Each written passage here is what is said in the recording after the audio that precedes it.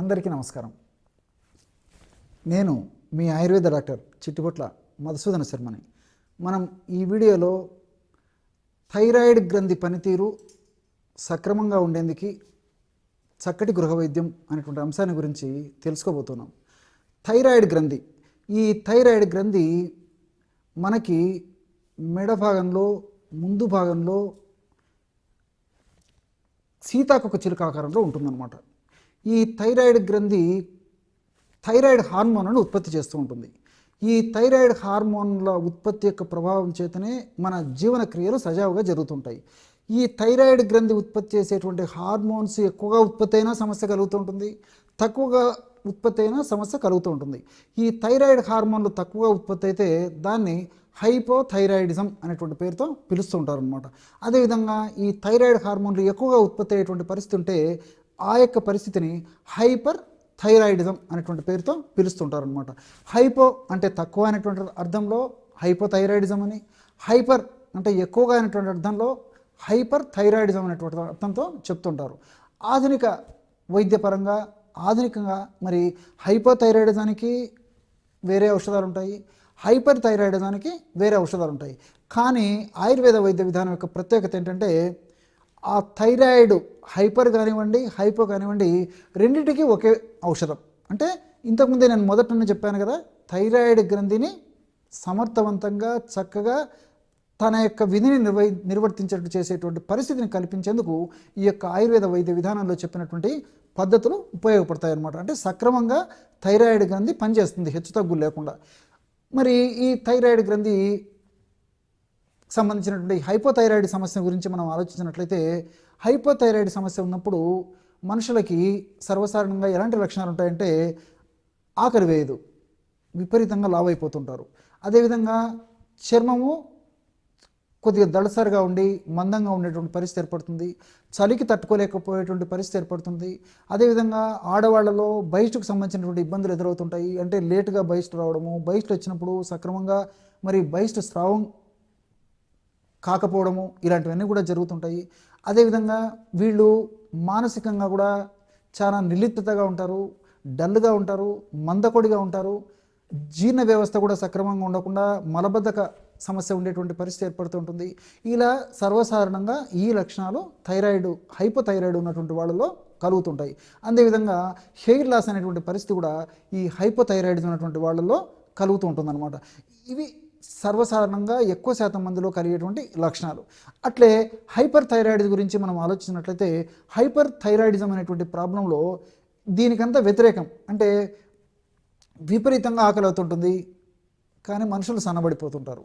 అదేవిధంగా మానసికమైనటువంటి స్థిమితం కూడా లేకుండా ఉంటుంది. ఒక్కొక్కసారి అధిక కోపానికి గురి అయ్యేటువంటి పరిస్థితి ఏర్పడుతుంది. తర్వాత చిన్న చిన్న దానికి ఇరిటేట్ అయ్యేటువంటి పరిస్థితి ఏర్పడుతుంటుంది. దానికి తోడు కొంతమందిలో రోజు 2-3 సార్లు విరేచనాలు అయ్యేటువంటి పరిస్థితి ఏర్పడుతుంది. ఆడవాళ్ళలో కూడా మరి బహిష్టు స్రావాలు ఎక్కువగా అవడము, బహిష్టు కూడా నెల కంటే ముందు వచ్చేటువంటి పరిస్థితి ఏర్పడము, ఇలాంటి పరిస్థితులు జరుగుతుంటాయి.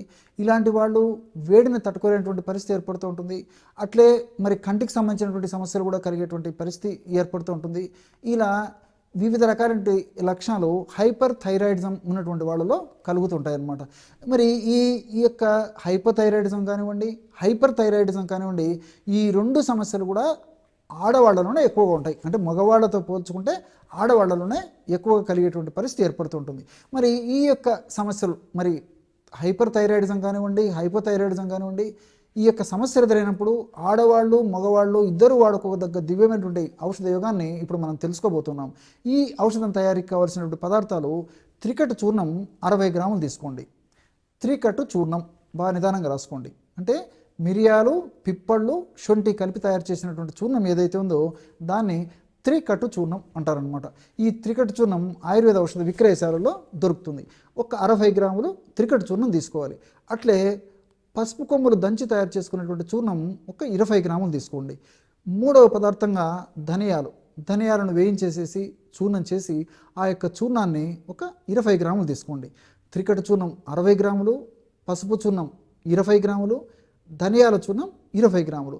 ఈ 3 పదార్థాలు బాగా కలిపేసి ఒక గాజు సీసాలో నిల్వ ఉంచుకొని రోజు ఉదయం ఆహారానికి ఒక అరగంట ముందు, అట్లే రాత్రి ఆహారానికి ఒక అరగంట ముందు పావు టీ స్పూన్ ఈ యొక్క ఔషధాన్ని ఒక చిన్న ప్లేట్లో కానీ లేకపోతే తమలపాకు ఇలాంటి ఆకుల్లో కానీ వేసుకొని వాళ్ళకు షుగర్ లేకుండా ఉండి, అదేవిధంగా మరి ఇతర సమస్యలు అతిగా బరువు లేకుండా ఉండి సర్వసాధారణంగా ఉండేటువంటి పరిస్థితి ఉన్నట్లయితే తేనెతో తీసుకోవచ్చు. లేనటువంటి వాళ్ళైతే జస్ట్ గోరువెచ్చని నీళ్ళలో కలిపి తీసుకుంటే సరిపోతుంది. కాబట్టి వాళ్ళ శరీర ప్రకృతిని బట్టి, వాళ్ళ యొక్క వ్యాధి అవస్థను బట్టి, ఇతర అనుబంధ లక్షణాలను బట్టి తేనె వాడుకోవచ్చు. లేకపోతే జస్ట్ ఒక 50 ml వాటర్లో కలుపుకొని కూడా వాడుకోవచ్చు అనమాట. లేదంటే మజ్జిగలో కలిపి కూడా తీసుకోవచ్చు. 50 ml తాజా మజ్జిగలో కలిపి కూడా ఈ యొక్క పౌడర్ని తీసుకోవచ్చు. ఈ విధంగా ఉదయం ఒక పావు టీ స్పూను, రాత్రి ఒక పావు టీ స్పూను ఆహారానికి ముందు తీసుకుంటూ ఉండాలి. ఈ విధంగా ఈ యొక్క ఔషధం మనం తయారు చేసుకున్నది అయిపోయిన తర్వాత మరలా తాజాగా తయారు చేసుకుని మరలా వాడుకుంటూ ఉండాలి. మరి దీర్ఘకాలం పాటు వాడినప్పటికీ ఎలాంటి సైడ్ ఎఫెక్ట్స్ ఉండవు, అన్ని సైడ్ బెనిఫిట్సే ఉంటాయి. అంతేకాకుండా మరి ఈ రోజుల్లో సర్వసాధారణంగా ఈ థైరాయిడ్ సమస్యలు ఉన్నప్పుడు 100లో దాదాపు 90% మంది పైనే ఆధునిక కృత్రిమ రసాయన ఔషధాలు వాడుతూ ఉంటారు. కాబట్టి వాళ్ళు మరి సడన్గా ఆధునిక కృత్రిమ రసాయన ఔషధాలు వాడడం ఆపేయకూడదు అనమాట. అందుకే వాళ్ళు ఆ యొక్క పద్ధతిలో ఆ యొక్క వైద్యులు సూచించిన మేరకు ఔషధాలు వాడుకుంటూ నేను చెప్పినటువంటి ఔషధాన్ని కూడా వాడుకుంటూ ఉండాలి. మరి 2 మాసాలకు కానీ 3 మాసాలకు కానీ వైద్యులు సూచించినటువంటి పద్ధతిలో ఆ యొక్క పరీక్షలు చేయించుకుంటూ థైరాయిడ్ గ్రంథిలో ఆ యొక్క థైరాయిడ్ గ్రంథి చేసే స్రావాలు కరెక్ట్ స్థాయికి వచ్చినటువంటి పరిస్థితి ఏర్పడేటప్పుడు మరి సర్వసాధారణంగానే మనం వైద్యులు కూడా ఆ యొక్క డోసును తగ్గించేటువంటి పరిస్థితి ఏర్పడుతుంది. కాబట్టి ఈ యొక్క ఔషధాన్ని ఇలాగా కంటిన్యూ చేస్తూ వైద్యులు సూచించిన మేరకు ఆ యొక్క ఔషధాన్ని వాళ్ళు చెప్పినటువంటి పద్ధతిలో వాడుకోవడం వల్ల క్రమక్రమంగా కొన్నాళ్ల పాటు ఈ యొక్క పద్ధతిలో వాడుకోవడం వల్ల కొన్నాళ్ళకి జీవన శైలి, ఆహార విధి విధానాలు మరి పద్ధతి ప్రకారం మనం ఆచరించినట్లయితే ఆధునిక కృత్రిమ రసాయన ఔషధాలతో అవసరం లేకుండా కేవలము మరి ఈ యొక్క ఔషధం ద్వారానే ఆ యొక్క సమస్య నుంచి కూడా బయటపడేందుకు అవకాశం ఏర్పడుతుంది. ఈ థైరాయిడ్ సమస్య ఉన్నటువంటి వాళ్ళు మరి సమయానికి ఆహారం తీసుకుంటూ ఉండాలి. అదేవిధంగా ముఖ్యంగా హైపోథైరాయిడ్ సమస్య ఉన్నటువంటి వాళ్ళు ఈ బ్రెజిల్ నట్స్, అదేవిధంగా పంప్కిన్ సీడ్స్ బాగా తీసుకుంటూ ఉండాలన్నమాట. ఎందుకంటే ఈ సెలీనియము, జింకు ఈ హైపోథైరాయిడిజం ఉన్నటువంటి వాళ్ళలో చాలా అవసరం ఉంటుందన్నమాట. మరి సెలీనియము, జింకు ఈ యొక్క పదార్థాలు ఈ బ్రెజిల్ నట్స్, అదేవిధంగా ఈ పంప్కిన్ సీడ్స్ ఈ గుమ్మడి విత్తనాల్లో ఎక్కువగా ఉంటాయి. కాబట్టి వీటిని మరి నానించేసి తీసుకోవచ్చు. బ్రెజిల్ నట్స్ అయితే మాత్రం ఒక 5-6 గంటలు తీసుకోలేరు, చాలా ఆయిల్ కంటెంట్ ఉంటుంది. అదేవిధంగా వాటిని కూడా కనీసం 12 గంటల సేపు నానబెట్టిన తర్వాతనే తీసుకుంటూ ఉండాలన్నమాట.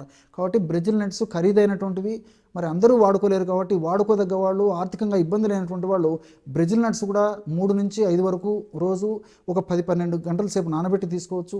మరి గుమ్మడి గింజలు అందరూ వాడుకోవచ్చు. కాబట్టి గుమ్మడి గింజలు రోజు ఒక 10 నుంచి 20 గ్రాముల వరకు నీళ్ళలో నానబెట్టేసేసి ఒక 6 గంటలు నానబెడితే సరిపోతుంది. 6 నుంచి 8 గంటల సేపు ఆ యొక్క గుమ్మడి గింజలు తీసుకోవచ్చు. వీళ్ళు మాత్రం పీనట్స్ తీసుకోకూడదు. అదేవిధంగా వీళ్ళు మాత్రం పీనట్స్ తీసుకోకూడదు అనమాట. ఎందుకంటే ఈ పీనట్స్లో గాయిట్రిన్స్ అని చెప్పేసి రసాయన పదార్థాలు ఉంటాయి. ఈ గాయిట్రిన్స్ అనేటువంటి రసాయన పదార్థాలు ఉన్నటువంటి పీనట్స్ను అంటే ఈ వేరుశనగ ఇలాంటివి వాడుకోవడం వల్ల ఈ హైపోథైరాయిడిజం ప్రాబ్లం మరింత పెరిగేటువంటి అవకాశం ఏర్పడుతుంటుంది. కాబట్టి మరి ఈ యొక్క వేరుశనగ పప్పును వీళ్ళు ఎప్పుడో ఒకసారి కొద్దో గొప్ప వాడుకోవచ్చు, కానీ తరచుగా ఎక్కువ ప్రమాణంలో మాత్రం వాడుకోకూడదు అనమాట. ఎందుకంటే ఈ గాయిట్రిన్స్ యొక్క ప్రభావం చేత మరి థైరాయిడ్ గ్రంథి పనితీరు దెబ్బతినేటువంటి పరిస్థితి ఏర్పడుతుంది. కాబట్టి అలాంటి వాళ్ళు వాడుకోకూడదు. ఇవి హైపోథైరాయిడిజం వాళ్ళు పాటించవలసినటువంటి ఆహార నియమాలు అనమాట. ఎందుకంటే ఈ రోజుల్లో 100లో దాదాపు 70-80% మందికి పైగానే ఈ హైపోథైరాయిడిజం సమస్య ఉన్నటువంటి వాళ్ళు ఉంటారు. కాబట్టి వాళ్ళ కోసము ప్రత్యేకంగా ఈ యొక్క విషయాన్ని చెప్పడం జరిగింది. అట్లే మరి సమస్య మరి ఎక్కువగా ఉన్నప్పుడు కొన్నాళ్ల పాటు కావాలంటే ఆయుర్వేద ఔషధాలు మనకు మార్కెట్లో దొరికేటువంటి ఆయుర్వేద ఔషధాలు కూడా కొన్నాళ్ళు ఆ థైరాయిడ్ గ్రంథి పనితీరు సక్రమంగా ఉండేందుకు వాడుకోవడానికి వీలుంటుందన్నమాట. మరి ఆ యొక్క ఔషధాలు ఏంటంటే వరుణాది క్వాథం, బాగా నిదానంగా రాసుకోండి. వరుణాది క్వాథం ఇది లిక్విడ్ రూపంలో దొరుకుతుంది.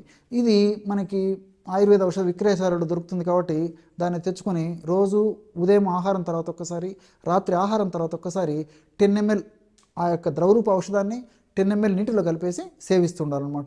ఈ విధంగా క్రమం తప్పకుండా కొన్నాళ్ల పాటు వాడి ఆపేసినా సరిపోతుంది. మరి మరొక ఔషధం కూడా ఉంది. దాని పేరు, ఆ ఔషధం పేరు వృద్ధివాదిని వటి. ఇది కూడా నిదానంగా రాసుకోండి. వృద్ధి వాదిని వటి, వృద్ధివాదిని వటి. ఈ యొక్క మాత్రలు కూడా మనకు ఆయుర్వేద ఔషధ విక్రయశాలలో దొరుకుతాయి. మరి అవసరాన్ని బట్టి ఈ మాత్రలు కూడా రోజు 1 లేదా 2 మాత్రలు పూటకి వాడుకుంటే, అంటే 2 పూటల, అంటే రోజుకి 2 లేదా 4 మాత్రల వరకు, పూటకి 1, 2 మాత్రల చొప్పున వాడుకోవాలి. కాబట్టి వరుణాది క్వాదమైన వాడుకోవచ్చు, లేకపోతే వృద్ధివాదిని వటి అనేటువంటి ఔషధాన్నైనా వాడుకోవచ్చు.